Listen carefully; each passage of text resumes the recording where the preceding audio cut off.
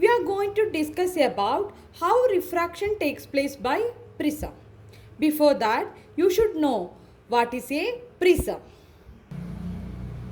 This is a prism, children. It has two triangular faces. This face is triangle in shape, so it has two triangular faces and it has three rectangular faces. Okay, it has two triangular faces and three rectangular faces. Let's see this rectangular face. Okay, this is rectangle in shape, so it is rectangular face. This is triangle in shape, so this face is triangular face. Okay, in the case of prism, it has two triangular faces and three rectangular faces. Okay, in the case of prism, all faces are transparent, right? All faces are transparent, so all faces are able to refract the light. Okay, now let us look some terminologies related to prism. What are the terms involved in the case of prism?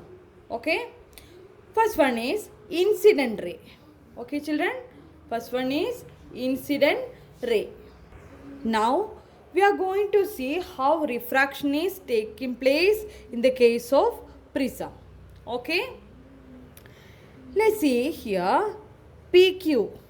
PQ is the ray of light that strikes on the boundary. Okay, this is the boundary here. PQ is my incident ray that strike on the boundary. Okay, this is medium 1 and this is medium 2 and this is medium 3. Medium 1 is air. It is a rarer medium. And medium 2 is glass. It is denser medium. And medium 3 is again air. It is rarer medium. Okay. Then what happens when a ray of light which enters from medium 1 to medium 2? Prism is made up of glass, right? So when light rays strikes on the boundary between these two media, because of change in refractive index between this media, here it is air is the medium, right? Here glass is the media, so there is change in refractive index. So because of change in refractive index, the refraction takes place. Okay, since it is moved from a rarer medium to a denser medium, the refraction takes place. Because the light is travels from a rarer medium to denser medium, the ray, what is the nature of refracted ray? This is the normal, right? The ray is travel from rarer medium to denser medium. Then how the refracted ray moves? It bending towards the normal, right? Yes, it is bending towards the normal. This is normal and this is the path of incident ray. Instead of going like this incident ray which bent towards the normal. Okay, this is refracted ray, children. QR is the refracted ray. This is bending towards the normal. Okay. Okay, PQ is my incident ray. When it strikes on the boundary between these two media, due to the difference in refractive index, refraction takes place. So it bends towards the normal and QR is our refracted ray. PQ is our incident ray. QR is our refracted ray. Okay. Are you getting it? Okay. Now, this is medium 2, right? Yes. Glass is medium 2. Now, again there is change in medium, right?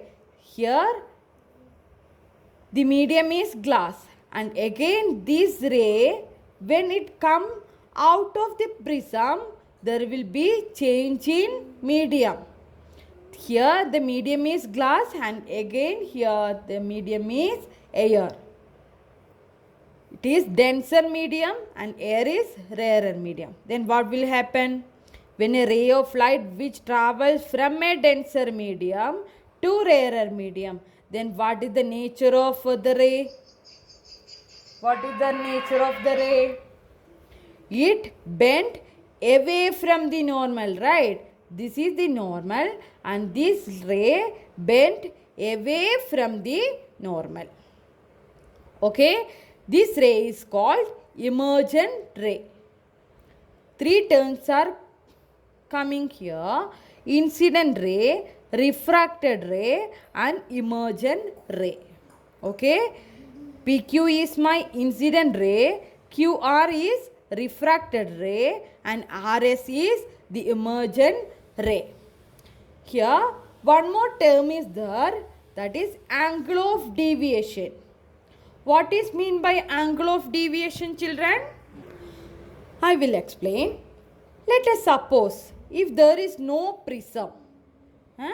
Let us suppose if there is no prism, then how the incident ray moves? If there is no prism, how the incident ray travels? It goes straight, right? Yes, it goes straight. Since prism is there, what is the direction of ray that coming out of the prism? What is the direction of ray that coming out of the prism?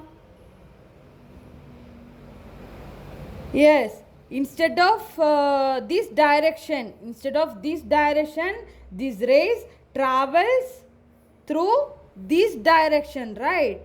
Yes, the angle formed between the emergent ray, this is the emergent ray, okay?